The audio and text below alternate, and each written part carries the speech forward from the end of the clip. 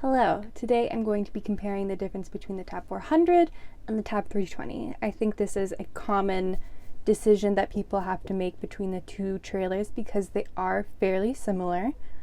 So today I just wanted to compare the differences in size, what they have to offer, that kind of thing. I'm not saying that one is better than the other. I'm just here to help you decide if one is better for you. For reference today, I am going to be using footage and making comparisons between mine and my parents' camper. I have a 2021 Tab 400. I don't think the 400s have really changed over the years. They are pretty similar. They have made some changes to the most recent model, especially with the dinette, but I will touch on that when we get there. My parents have a 2014 Tab 320. It wasn't called a 320 back then, but it is, for all intents and purposes, a Tab 320. They have made some changes over the years, but the overall layout is the same, so I can touch on that a little bit later as well. All right, let's get started then. So we're gonna start with the different sizes of the two tabs. So the Tab 400 is a foot taller than the Tab 320.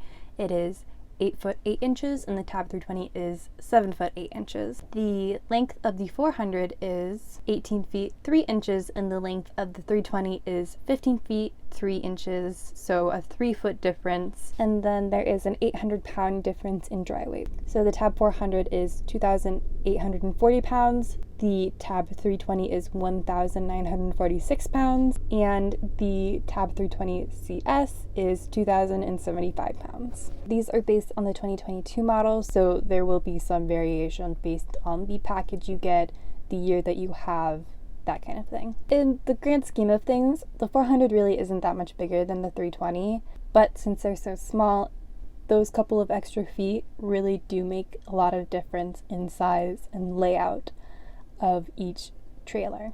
This difference might affect things like storage and towing. So storage, for example, how you store a 320 when you're not using it will likely be different than how you store a 400. Some people are able to store their 320s in the garage, but it's going to be a lot harder to find a garage that you can store a 400 in. Another example is you might be able to fit a 320 through the gates and into your backyard, but the 400, since it's a little bit wider, might not fit your gates. So that's just something to think about and look at before you either buy a 320 or a 400. As for towing, there honestly isn't a huge difference in towing because there's only about 800 pounds difference between the two trailers. Anything that can comfortably tow a 320 can likely comfortably tow a 400. I'm not really an expert in towing, but I do know that my parents tow with a Jeep Cherokee, and I was able to use their Jeep to tow my camper with no problems. I think the only difference is I use a sway bar and my parents do not. All right, moving on to the different aspects of each tab in the different areas. So starting with the kitchen. Honestly, overall, there isn't a huge difference in kitchens. You basically can get the same thing on the Tab 320 and the Tab 400. You're not missing out if you get the Tab 320. There is less counter space in the 320 and less storage, but overall, it's pretty much the same product. The Tab 320 also offers a clamshell option where the kitchen is on the outside, which can be a deal breaker for some people. I prefer to have my kitchen inside, but I know the difference really does matter. The dinette is, I think, one of the biggest differences between the Tab 400 and the Tab 320. At least with my 400, there's just not a lot of space to sit around the dinette. So if you have a bigger family, it might be harder to squeeze them in. I know they changed the dinette in more recent 400 models, but it still kind of looks like you aren't able to fit as many people around it as you are the 320. There is a lot of seating in the 320, and at least with my parents' model, there's a big table so you can fit lots and lots of things on it. I know in the most recent model, they have a smaller table for the 320, but you still have all that seating. One thing to note with my parents' tab is that they modded it and they added a shelf on the far side of the dinette sitting area since they didn't need that extra seating and would rather have extra storage. Moving on to the bathrooms. So the bathrooms are pretty different between tabs. Both are wet baths, but the 320 is definitely a lot smaller than the 400. If you are a taller person, it might be a little more difficult to take a shower in a 320 as compared to a 400. I am only 5'4" and I am not quite able to stand up in my parents' bathroom. Because the bathroom in the Tab 400 is bigger, you can take a shower more comfortably and you have more storage as well. One thing to note is that both newer models of the 320 and the 400 have updated their bathrooms for the better, I would say, to really optimize the space. With the 400, they updated the sink, which I actually prefer to the sink of mine. The 320 also optimized space in their more recent bathrooms, so the sink is actually behind the toilet, which I think is a nice way to get it out of the way. It's one less thing you have to worry about when you're showering. One thing that the newer 320s have that the 400s don't is a cassette toilet, which means a smaller holding tank than a traditional black tank, but it also means that it is removable, so it's easier to empty and clean without having to move your rig. Lastly, we have the sleeping area.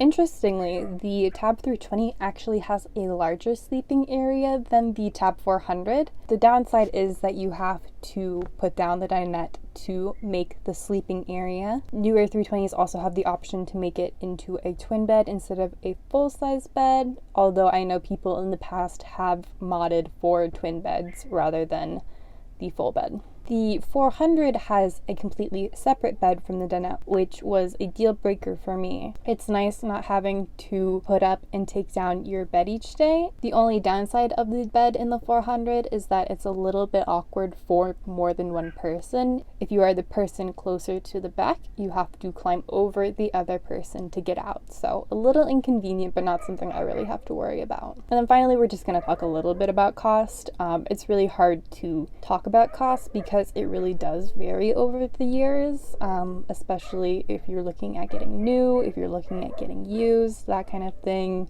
packages. It's just hard to talk about because it varies so much. So just touching on it a little bit, the 400 is obviously going to be more expensive than the 320 because it is bigger. You're generally going to see a difference about $10,000 between the two campers, but again, it just depends on what you're looking for in timing. And then I just wanted to close out by talking about which is the right camper for you.